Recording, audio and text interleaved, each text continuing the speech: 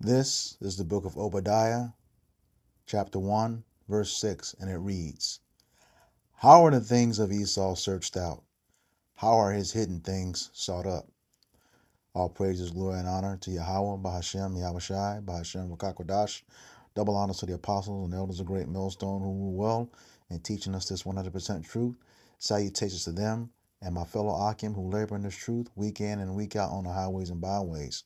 Also, salutations to the hopeful elect of the scattered 12 tribes of Israel, scattered to the four corners of the earth that be like unto the speckled bird, also known as your Israelite foreigners and your so-called Negroes, Latinos, and Native Americans.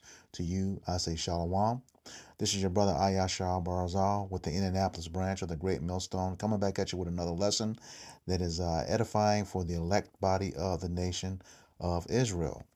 All right, got a little history piece on slave patrol, which is modern day police, and ironically, who is actually behind it. Because when you figure out who had the most invested in it, by not only financing the transatlantic slave trade, but they own the ships as well. It makes it clear, who's responsible, and they even reveal it to you in plain sight with the same symbol. All right. So how are the things searched out? Through the scriptures. Okay. Once you know who everyone is according to their biblical names, all the pieces begin to fit together. So without further ado, I'm going to go ahead and let this history of slave patrol play, and then move forward and, let you hear from the ancestors of those same people. All right. With their own documents. All right. So here we go.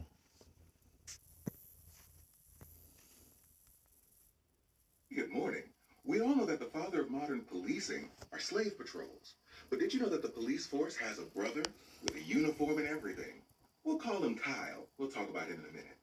But first, the history of policing in the United States got its start in the North as the Night's Watch. It was created to keep white thieves safe from Native Americans who simply wanted their lands back.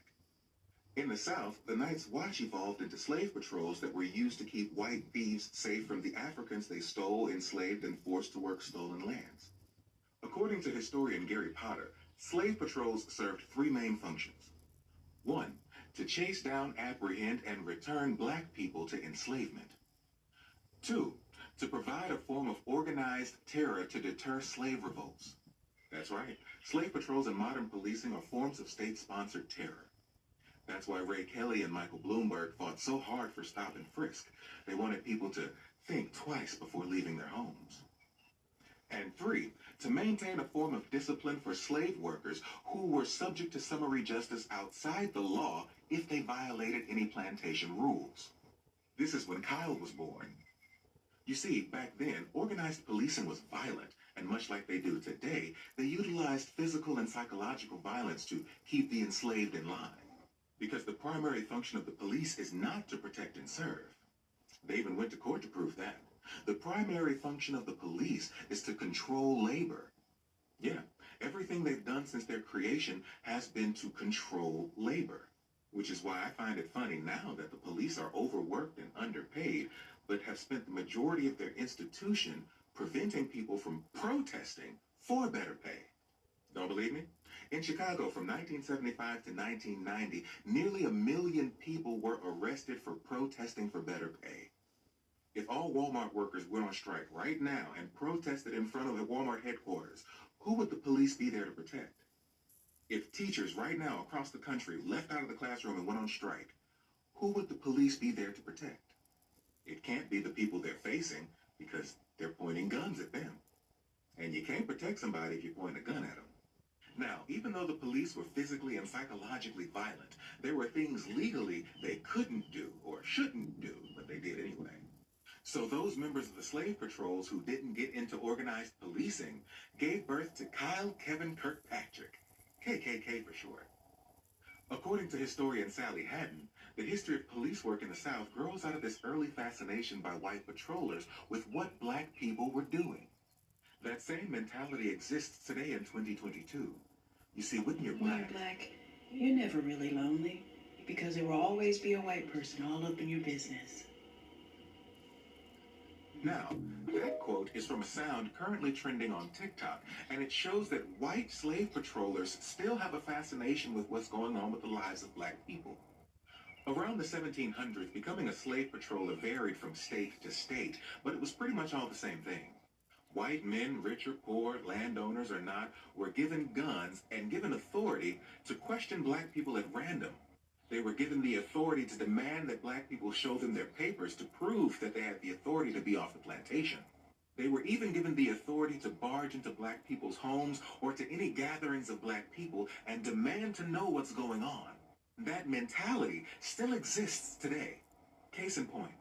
Back up, back up, back up, back up. Why? Because we black? That's it? What? Yeah. Because we black.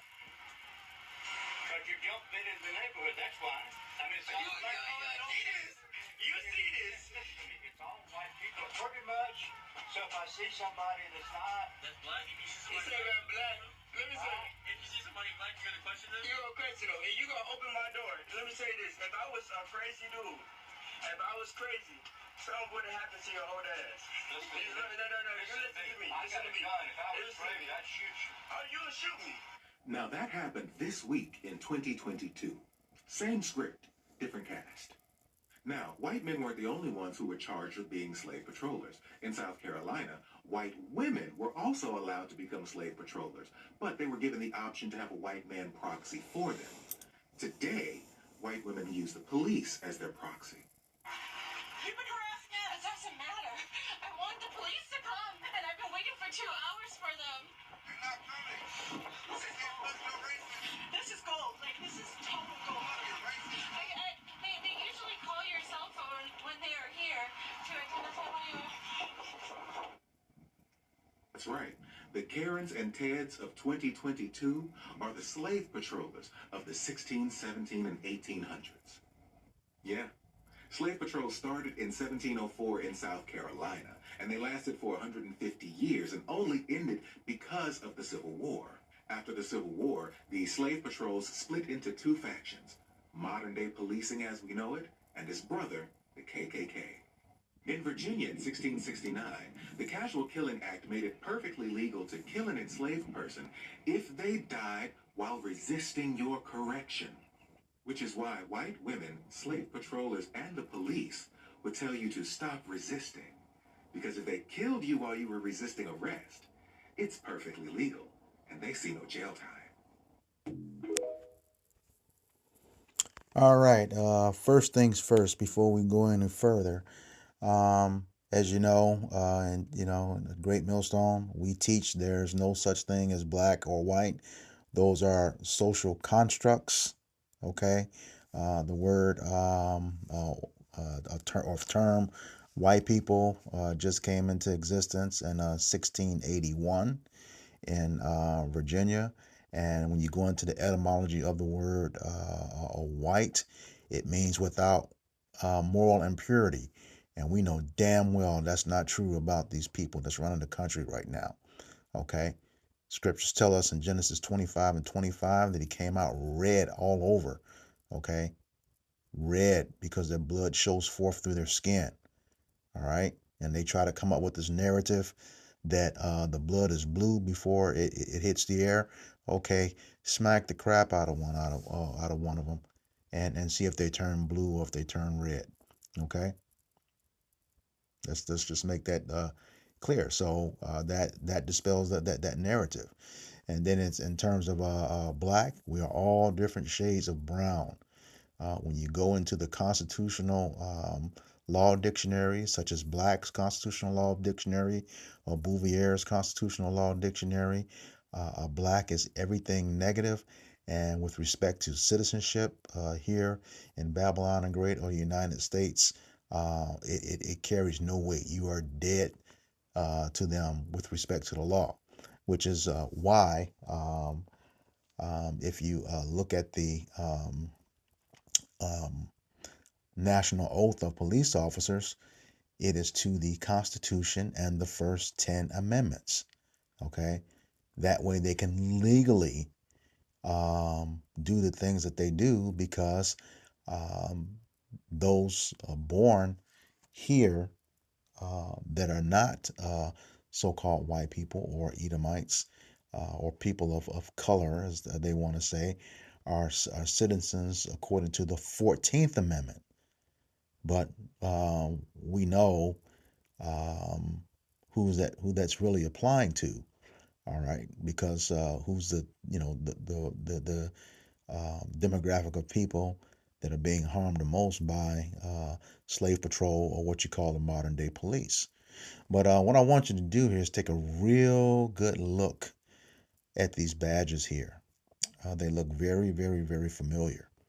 Okay, you have the Runaway Slave Patrol badge and a current badge of the Los Angeles County Sheriff. Okay, um, and like I said before, they were put in place to protect. The Slave Patrol was put in place to protect their assets, which were the slaves. And we know who not only financed the transatlantic slave trade, but owned the ships as well. There's plenty of documentation on that. But look at the shape of these shields here, okay, these badges. And you tell me if it's not eerily similar to that. Look at it again.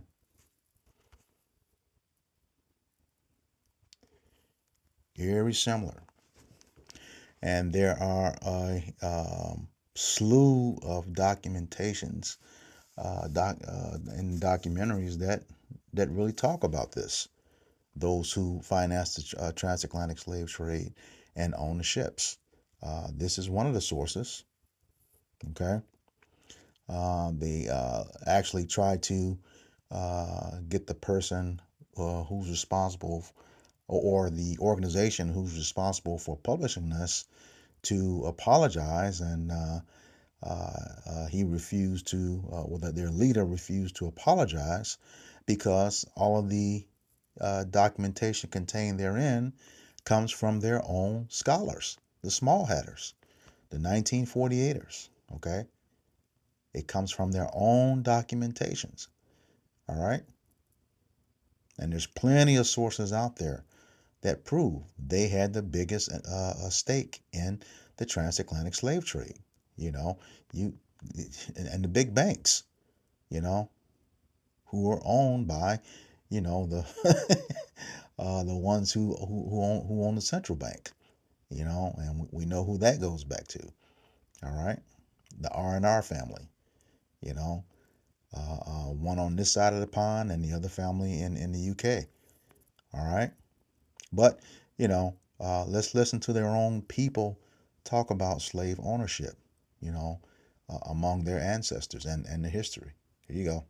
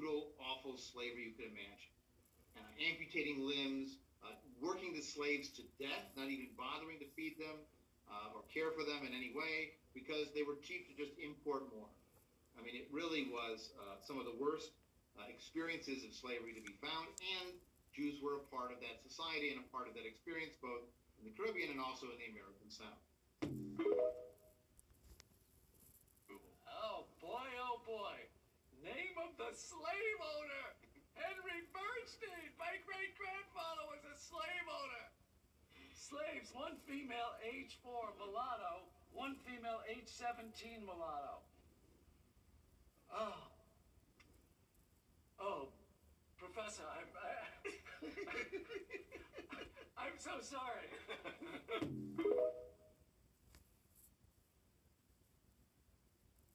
Jews and slavery in Jamaica. Yeah, so this is obviously a huge aspect of what I write about, and the reason I write about this so much is because it was a very conspicuous aspect of the wills.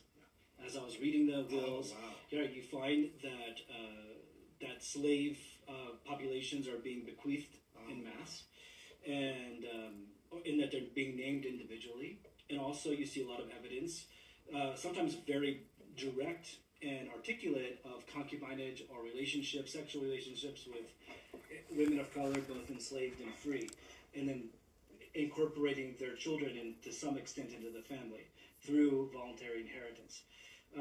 So that all made me realize that we need to address the issue of Jewish slave ownership. All right. There you have it. This is the book of Exodus, chapter 17, beginning at verse 14. And it reads,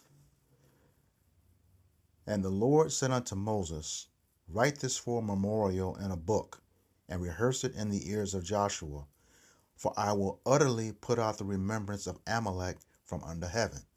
And I believe from the, video and the information, you know who Amalek is, okay?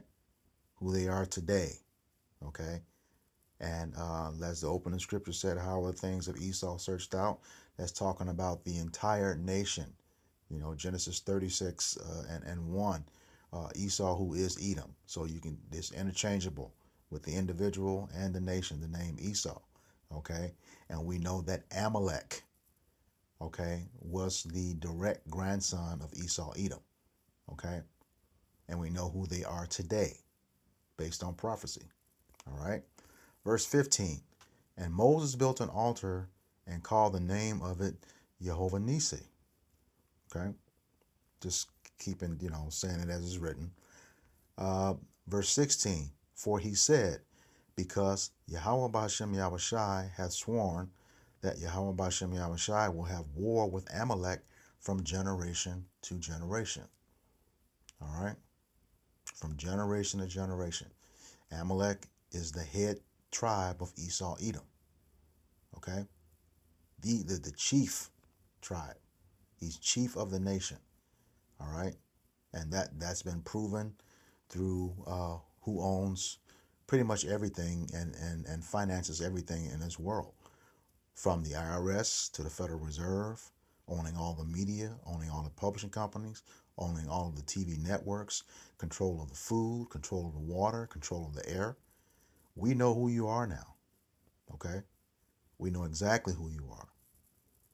And just like you want people not to forget your alleged suffering, the Lord told us the same thing, and we're not going to forget it.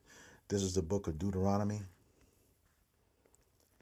chapter 25, beginning at verse 17. And it reads, Remember what Amalek did unto thee by the way when ye were come forth out of Egypt, how he met thee by the way and smote the hindmost of thee, even all that were feeble behind thee, when thou wast faint and weary, and he feared not Yahweh. He didn't give a fuck. Like I said, he killed the feeble, the weak ones, the old ones, young, anyone he can get his hands on who were lagging behind as we were exiting Egypt. Okay. And like I said, he feared not Yahweh. Okay. So if he doesn't fear Yahweh Bashem Yahweh Shai, he definitely doesn't fear us. Had no problem to taking out the Lord's people. All right. Verse 19. Therefore it shall be, when Yahweh thy power hath given thee rest from all thine enemies round about, in the land which Yahweh thy power giveth thee for an inheritance to possess it, that thou shalt blot out the remembrance of Amalek from under heaven, and thou shalt not forget it. See, Nation of Israel, you so-called Negroes, Latinos, and Native Americans, you're not supposed to forget what they did to us. Okay, just like they try to force you to forget that alleged thing that happened in the 1940s, along with 9/11. You know, you're not supposed to forget what they told you because they're quick to tell us, "Oh, that was so long ago." We're not supposed to forget it. That's a commandment, not to forget what they did. Okay, and this is a prophecy here in 19. You know, the land that He gives us for an inheritance. You know, because He's going to be blotted out from under heaven. That's according to Obadiah 1 and 18. You know, when the northern kingdom and the southern kingdom come back as one, and, you know, pretty much let the whole nation of Edom become a burnt sacrifice after they serve 1,000 years of slavery, twice as long and twice as hard as we did, according to Revelations 18:5 and 6. Okay, they're going to serve that. Okay, when we come into our land, we're going to go into those bunkers and those space stations, pull them out. They're going to be the first fruits of slavery because of what they did to us.